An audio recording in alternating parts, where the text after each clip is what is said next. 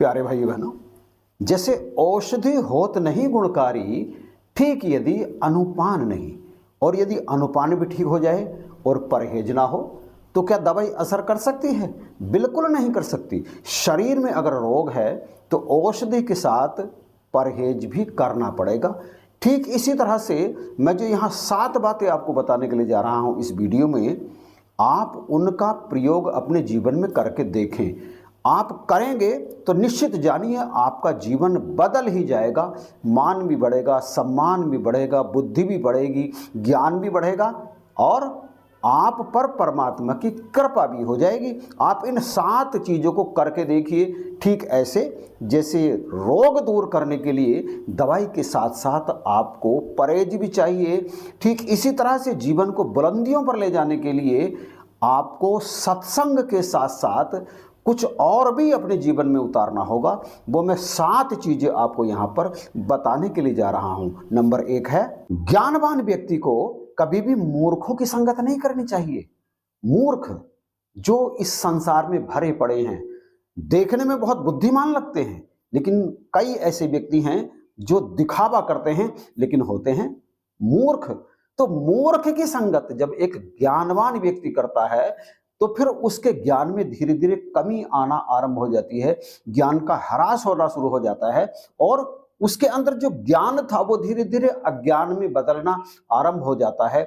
इसलिए एक ज्ञानवान समझदार व्यक्ति को कभी भी मूर्खों की संगत नहीं करनी चाहिए। अब ये समझना पड़ेगा कि आखिर मूर्ख कौन होते हैं।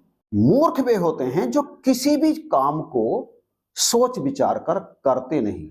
एक मूर्ख तो वो होते हैं जो आपको सामने से ही मूर्ख दिखाई दे जाएंगे, उनमें अकल कम होती है।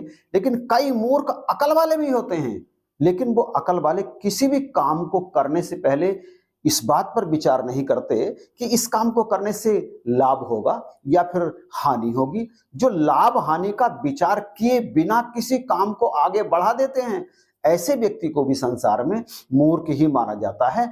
और ऐसे व्यक्तियों की संगत जब एक समझदार ज्ञानवान व्यक्ति करना आरंभ कर देता है तो उसके ज्ञान का ह्रास धीरे धीरे आरंभ हो जाता है, उसके ज्ञान में कमी आनी आरंभ हो जाती है।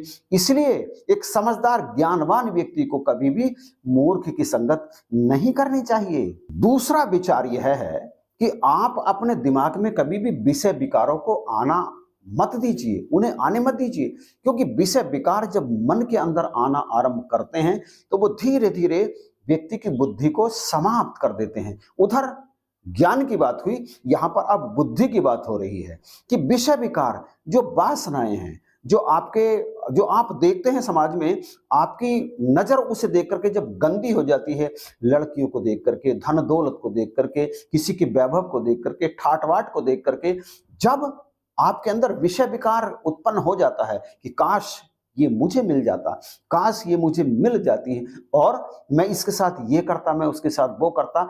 जब ऐसे ऐसे गंदे विषय वासनाओं वाले विकार आपके मस्तिष्क में आना आरंभ हो जाते हैं तो फिर धीरे धीरे बुद्धि का नाश होना आरंभ हो जाता है। और इसलिए महात्मा कहते हैं कि अपने मानसिक, अपने बौद्धिक विकास को बनाए रखने के लिए अपने मन के अंदर आने वाले कुत्सित गंदे वासना में विचारों का परित्याग कर देना चाहिए। उन्हें कभी भी अपने अंदर आने नहीं देना चाहिए। जैसे ही वो आने की कोशिश करें तुरंत सिर को झटक करके उन्हें निकाल कर फेंक देना चाहिए। और तीसरी चीज जो है, आपकी जो प्रसिद्धि है, आपका जो मान है, आपका जो सम्मान है, वो पता है कैसे घटेगा? वो घटेगा जब आप पर नारी की संगत करना आरंभ कर देंगे।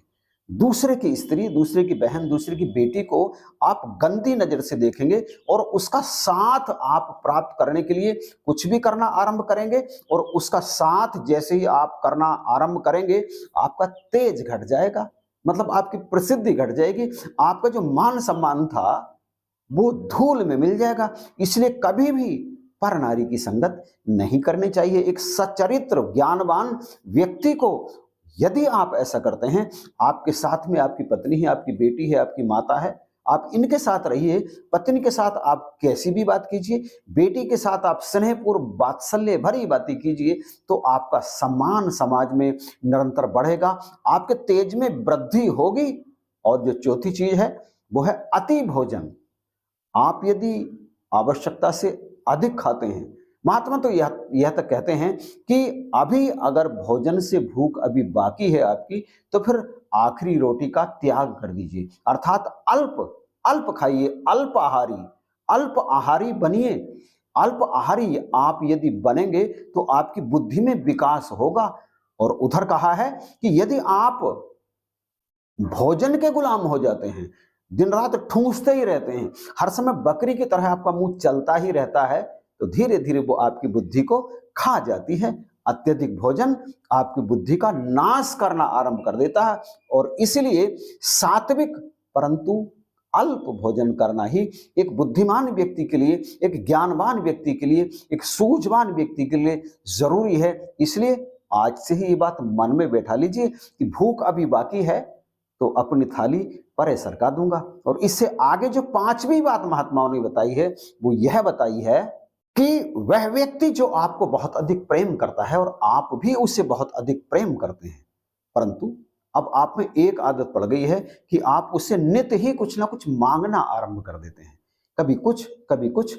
आप हमेशा रोज प्रतिदिन नित्य उससे कुछ ना कुछ मांगना आरंभ कर देते हैं। तो वो जो प्रेम का रिश्ता है उसमें धीरे धीरे दरार आनी आरंभ हो जाती है, नित्य ही कुछ मांगने से। इसलिए अपने प्यारे, चाहे वो दोस्त हो, चाहे रिश्तेदार हो, चाहे सगे संबंधी हो, किसी से भी प्रतिदिन कोई डिमांड मत रखिए, प्रतिदिन उससे कुछ मांगिए मत, क्योंकि यदि आप ऐसा करते हैं तो धीरे धीरे प्रेम घटना आरंभ हो जाता है। और जो छठी चीज है, वो छठी चीज यह है कि आप यदि किसी के घर प्रतिदिन जाना आरंभ कर देते हैं तो उसकी नजर में आपका मान सम्मान समाप्त होने लगता है और एक दिन वो आपसे परेशान हो जाता है। इसलिए कहते हैं कि आप किसी के घर प्रतिदिन मत जाइए, चाहे वो आपके मित्र हों, चाहे आपके रिश्तेदार हों, चाहे आपके सगे संबंधी हों, चाचा ताऊ दादा दादी जो भी हैं, प्रतिदिन मत जाइए उनके घर।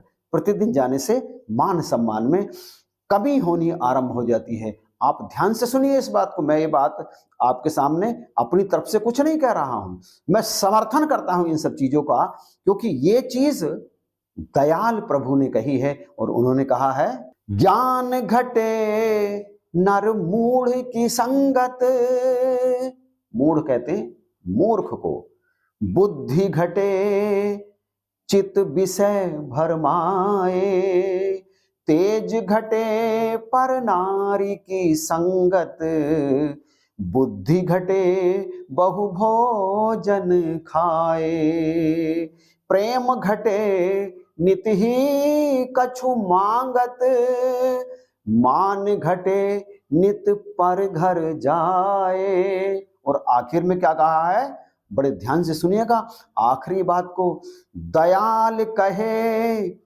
सुन रे मन मूरख, पाप घटे नित हरि गुण गाए।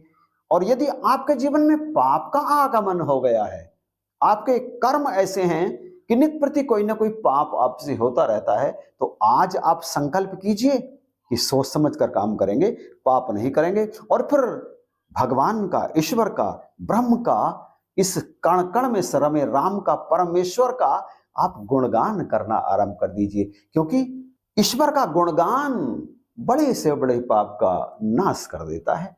इसलिए तो नाम सदा सिमरने की बात की जाती है, परमात्मा का नाम ध्यान में लाने की बात की जाती है, परमात्मा का सिमरन पल पल भजो, प्रभु का नाम उठत बैठत हरि भजो, साधु संग प्रीत नानक दुर्मत छुट गई, पार ब्रह्म बस चीत। सिमर सिमर सिमर राम का नाम निरंतर सिमरने से पाप कटने आरंभ हो जाते हैं, पाप समाप्त हो जाते हैं। तो ये जो 7 चीज हैं, एक सत्पुरुष, एक सज्जन पुरुष, एक ज्ञानी पुरुष, एक विज्ञानी पुरुष सदा इस बात का ध्यान रखता है कि वो इन 7 चीजों का प्रयोग अपने जीवन में ना करे, इन चीजों से सदा वो परहेज रखे और निरंतर परमात्मा का भजन करता चला जाए। तो आप अपनाएंगे ना इन चीजों को?